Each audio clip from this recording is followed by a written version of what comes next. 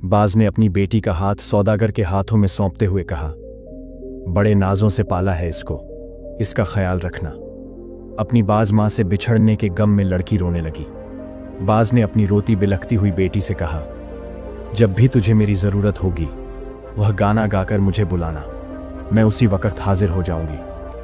उसके बाद सौदागर ने बाज से जाने की अनुमति ली और बाज की सुंदर बेटी को अपने साथ अपने घर ले गया और बहुत ही धूमधाम से शादी रचाई। उसके बाद सौदागर प्यार जतन से उसके साथ जीवन बिताने लगे। यह बात उनकी पहली पत्नियों को सहन नहीं हुई, क्योंकि सौदागर उस बाज लड़की को अधिक महत्व देने लगा था। इसी कारण वे चारों बाज की बेटी से ईर्ष्या करने लगी। जब सौदागर घर बाहर रहता तब वे छल कपट से उसे कष्ट पहुंचाने की हर कोशिश करती। एक दिन चारों पत्नियों ने आकर उसे सबके लिए चावल बनाने को कहा। बाज की बेटी की आंखों के आगे अंधेरा छा गया। खाना बनाना तो दूर, उसने आज तक किसी को चावल बनाते हुए भी नहीं देखा था। उसे कुछ नहीं सूझा। रोती बिलखती वह घर के पीछे लगे केले के पौधों के बीच छिपकर बाज मां को बुलाने लगी। झट से बाज उसके आगे हाजिर हो गई और बड़े प्यार से बुलाने का कारण पूछा। बेटी ने कहा, मां, मेरी 4 सौतों ने मिलकर मुझे अकेले ही सबके लिए भात बनाने को कहा है, लेकिन मुझे तो कुछ नहीं मालूम भात क्या होता है और कैसे बनाते हैं। अगर मैंने नहीं बनाया तो वे मेरे पति के आगे मेरी चुगली करके मुझे नाकारी सिद्ध कर मुझे कष्ट देंगी। बाज मां ने कहा, बेटी तू मत डरना, मैं जैसा बताती हूं तू वैसे ही करती जा।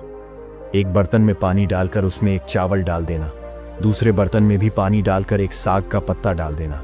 दोनों बर्तनों पर ढक्कन लगाकर नीचे एक एक लकड़ी देकर तू घर से बाहर आकर बैठी रहना। देखना दोनों बर्तनों में अक्षय भात और सब्जी तैयार मिलेगी। ऐसा कहकर बाज उड़ गई। बेटी ने ठीक वैसा ही किया। रसोई तैयार होने के बाद उसने अपनी सौतों को भात खाने बुलाया। चारों सौतों ने अपनी अपनी थालियों के नीचे एक छेद करके रखा था। जैसे ही वह सब्जियों का रस परोसती, छेद से सारा रस बह जाता। दोबारा कहती, भात खत्म हो गया है और लाओ। अक्षय बर्तन से खाना परोसने के कारण खत्म नहीं हो रहा था। अंत में चारों सौतें हारकर शर्म से उठकर चली गईं। एक दिन चारों सौतों ने मिलकर बाज की बेटी को गायों की गौशाला साफ करने को कहा। उसे कहां साफ सफाई की आदत थी, उसने तो कभी कुछ नहीं किया। वह गौशाला में गायों के बीच जाकर रोती हुई बाज मां को बुलाने लगी। बाज मां रोज की तरह झट से बेटी के पास पहुंची और बड़े प्यार से बुलाने का कारण पूछा। बेटी ने अपनी परेशानी बताई। बाज मां बोली, तू झाड़ू की एक काठी लेकर गोहाली के इस छोर से दूसरी छोर तक फेरती जा, देखना पूरा गोहाली साफ हो उठेगा। कहकर बाज मां उड़ चली। मां के कहे अनुसार बेटी ने काम किया और देखा कि गोहाली एकदम चमक उठा है। सौदागर बाज की बेटी के कामकाज को देखकर और प्रसन्न हुआ और ज्यादा प्यार करने लगा। इस तरह दिन बीतने लगे। हर साल की तरह बोहाग बिहू आ गया। सौदागर ने अपनी पत्नियों को कपास देकर कहा, बिहू में पहनने के लिए कमीज, धोती, कपड़े और गमछा बना देना। कौन कितना सुंदर कपड़े बुन सकती है, मैं देखना चाहता हूं। चारों पत्नियां कपास को धोकर धुनकर सूत निकालकर तांत में कपड़े बुनने लगीं। मगर बाज की बेटी को यह सब कुछ नहीं आता था। वह रोनी सूरत लिए कपास हाथ में लिए बैठी रही। 4 सौतों ने सोचा, इस बार यह बुरी तरह फंसी। कपड़ा न दे पाने पर सौदागर इसे क्या करेगा पता नहीं, और मन ही मन खुश होने लगी। उधर बिहू के दिन करीब आने लगे। बाज की बेटी घर के पीछे केले के बगीचे में छिपकर मां को बुलाने लगी। इस बार भी बाज मां ने उपाय दिया। कहा, तू चिंता मत कर, जब तक मैं जीवित हूं तुझे कुछ नहीं होने दूंगी। तू 4 बांस के चूंगे ले आ और सब में थोड़े कपास भरकर उनका मुंह बंद कर देना।